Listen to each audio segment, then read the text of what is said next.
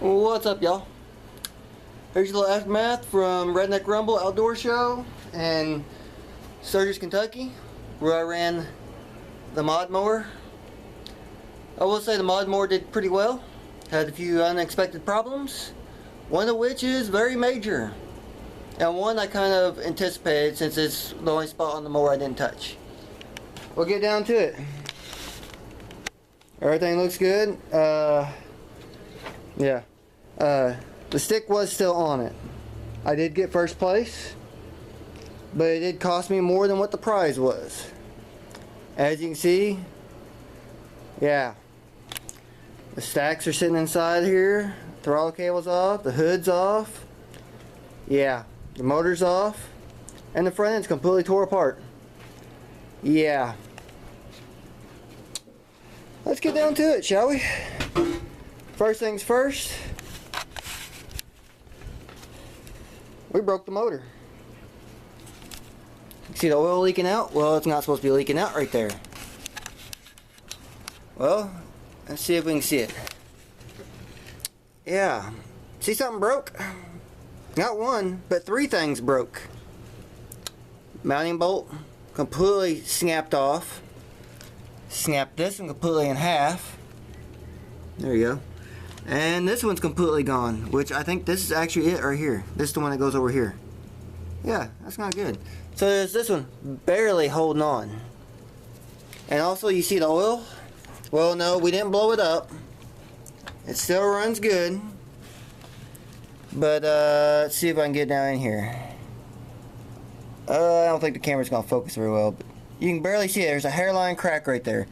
And that's where all this oil is coming out of. So this oil pan is fried. Yay.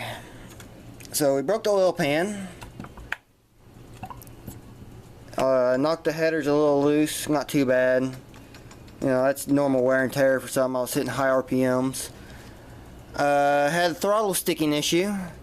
So the throttle still works just fine, but the cable got too close to the header, melted part of the housing, which stuck the inner cable, so the throttle kept sticking, which isn't really a big deal because that was towards the end when it started cooling down. But like I said, it still runs good. Still runs same way. It still runs. I drove it off the track. A buddy of mine, big shout out to Leroy, he happened to have another V-twin, another Intech V-twin, just lying around. Gave him 20 bucks for it. And all I really need is the oil pan. There's actually a couple other parts on there I really needed too, like the voltage regulator, so now I can hook my charging system up. So yeah, awesome. Big thanks to you. Also, see some damage right here. Yeah, that's bashed in just a little bit, not too bad, but yeah, what happened there? Well, here's the front plate. As you can see, you probably can't see it too well, but it's dented in pretty good. Got a good hit right here that's busted through. Yeah, caved it in pretty good. And I come here, yeah, I had to cut the plate off. I bet you know why. Yeah, these upright bars that were behind here, well, here's one of them that's completely squished. Yeah, it's pretty bad. But this bar used to sit right here, just like that. Well, what happened was, the whoever built this and their shitty ass welds, well, the welds completely sheared and that popped out like that and hit the motor. Luckily, it didn't hurt nothing, but that broke loose. This piece of angle iron that's right here to reinforce it, probably because they couldn't weld for shit and panicked. Yeah, well, that completely broke loose. And this is the other bar, which is bent too, as you can see, because it's, yeah, real thin material. Definitely not good enough for a derby. This one sat over here, and all I did was take a hammer and I broke it loose. As you can see from the garbage ass welds, barely anything stuck on the welds. No penetration. Same with this end. All the shiny stuff was the only part holding it. Yeah. So, garbage, and I will reuse this piece of angle iron and I will put it in a lot better to where it won't do that again. yeah, so those bars are not going back in. But I am putting new bars in, which are sitting right over here. Yeah, 2x2 square tube left over from the urban car, 1/4 inch thick. Yeah, that's a lot stronger. I'm gonna put a couple bars in there. Before it had the 2 bars that went right here.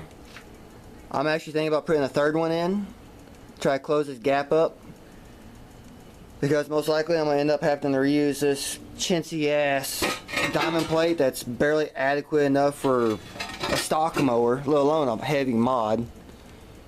Yeah, I'm gonna go through and I'm gonna weld all these gaps up. Why they didn't strengthen it up better, who knows? But yeah, this time I'm gonna roll this damn thing over and I'm gonna go through all the welds. Everything on the front end is gonna be bulletproofed. Hell, you can see this bar here is bent too, a little bit. Yeah, you can kind of see it, but yeah, I already knew this bar was bent, but it's not bad enough to really care. But I'm gonna go through, I'm gonna touch up all these welds, like this cobbled up crap. I'll re-weld all these bars. That one's actually a decent weld. That's probably the best one on the whole damn thing. But fix all those, add some more uprights through here, maybe a crossbar or something like that, or gussets, and it won't bend again. But the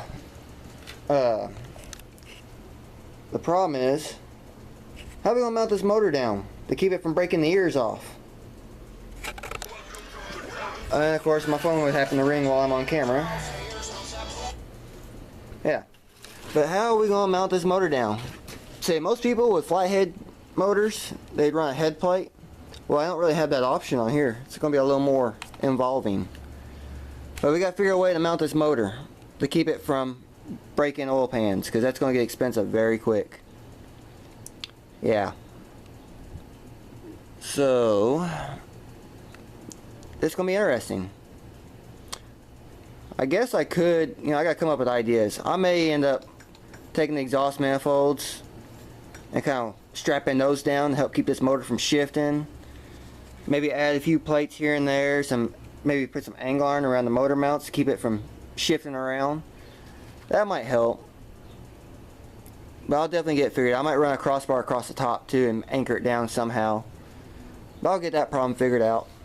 But the main thing is, the frame gave. Yeah, I don't like that. So we're gonna fix that. But like I said, the motor still run.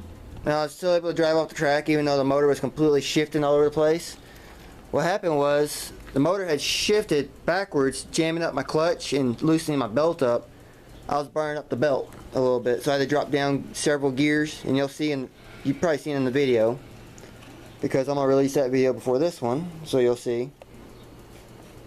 But yeah, new front tires did really well. I got those literally the day before the Derby and mounted them along with this rear end. See, I got 2 more tires there, got a skinny rim, and I got a few more front tires sitting right there, along with a whole nother Craftsman the day before I made a deal on. So yeah, I like those tires. They did really well. Probably a lot better than the little bitty things, because I was being hit pretty hard in those. But yeah, I'm probably going to add a few gussets here and there and fix this, and yeah, a couple days worth of welding. It won't happen again. So hopefully I can get it back together for Gibson County, because I do want to run this there. If not, I'll be running the car instead. But yeah.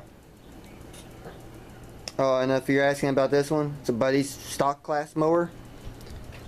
I went through and rebuilt his spindles because they were all screwed up. So it's just about ready to go. Corey, Indiana, later on this year. Be ready. Be bringing this one, and he's bringing this one. His wife's got one. His dad's bringing one, and I've got my 2. So that's 5 from our crew. That'd be a good one. So be prepared, guys, up there in Terre Haute. Bring your A game, because we are. We're going to see if we can finish this thing off. It's been going on for a couple of years. Yeah. But yeah, there you have it. Just a quick aftermath. Destroyed some stuff. We know what works, what doesn't. Time to improve on it, and we will see you at the next one. Later, y'all.